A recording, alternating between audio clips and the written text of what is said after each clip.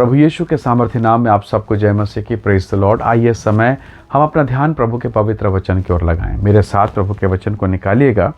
न्यायों के पुस्तक उसका 13 अध्याय वचन 5। इस वचन को मैं आधा से शुरू करूंगा, कृपया ध्यान से सुनिएगा। यहाँ लिखा है, और इजराइलियों को फलिस्तीनियों के हाथ से छुड़ाने में वही हाथ लगाएगा। प्रभु के लोगों लगभग 40 साल फलिस्तीन के लोगों ने इजराइल के लोगों को सताया, उस पर शासन किया, प्रताड़ित किया, इतना अधिक कि वो कराह उठे। और इस कराहने और वेदना के समय में प्रभु ने अपने दूत को भेजा और एक महिला के पास जाकर प्रभु के दूत ने कहा कि सुन, तू गर्भवती होगी, तेरा बेटा होगा, उसका नाम शिमशोन रखना, और ये वही लड़का होगा, ये वही होगा, प्रभु का न्यायी बनकर काम करेगा, ये वही होगा जो परमेश्वर की कलीसिया अर्थात इजराइलियों को फलिस्तीनियों के हाथ से छुड़ाएगा। और ऐसा हुआ। हालेलुया।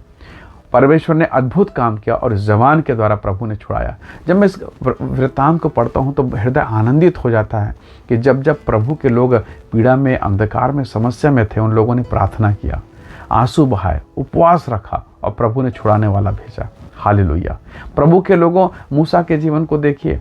जब परमेश्वर के लोग मिस्र में पीड़ा उठा रहे थे, दुख उठा रहे थे, और ऐसे दशा में प्रभु ने अपने दास, अपने सेवक मूसा को भेजा और मूसा उन्हें मिस्र से बाहर निकालता है। हालेलुया। प्रभु के लोगों, हो सकता है इस समय आप पीड़ा और समस्या, तकलीफ में हो, आपको कौन छुड़ाएगा?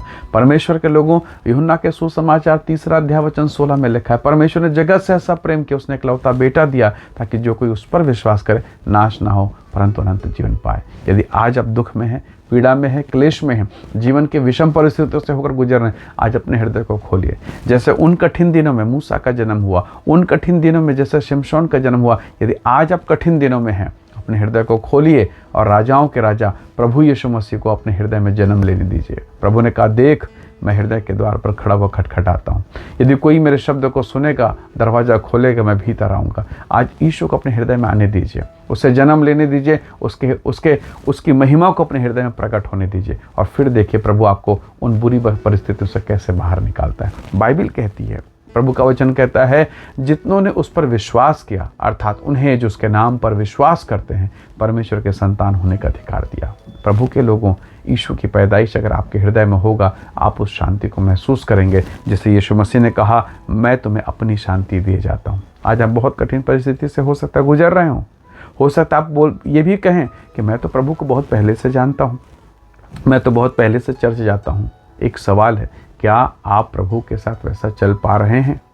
क्या आप उसके नियंत्रण में हैं? क्या आपने अपनी विषम परिस्थितियों को प्रभु के हाथों में दिया? चेले बहुत प्रयास किए उस नाव को बचाने का, खेने का, पार लगाने का। जब नहीं कर पाए, तब उन्होंने सोते हुए यीशु को कहा कि हे यीशु, हम नाश हुए जाते हैं स्वामी, हम पर दया कर। और तब यीशु उठे और उन्होंने डांटा, आंधी और पानी को डांटा, और सब कुछ शांत हो गया। प्रभु के लोगों, हो सकता है आज आप यीशु को नाव में बैठा तो लिए हैं, पर उसके सुन नहीं रहे हैं, उसके मान नहीं रहे हैं।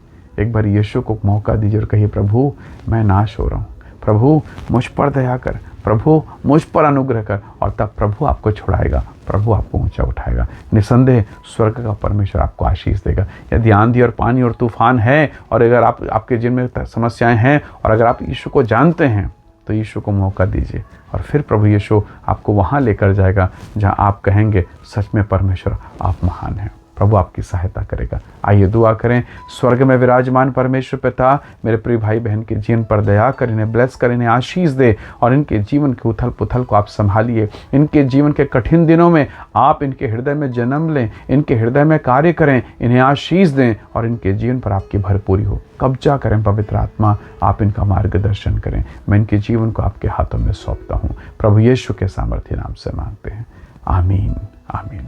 प्रभु आप सबको बहुत ऐसे आशीष दे। Praise the lord. जय मसीह।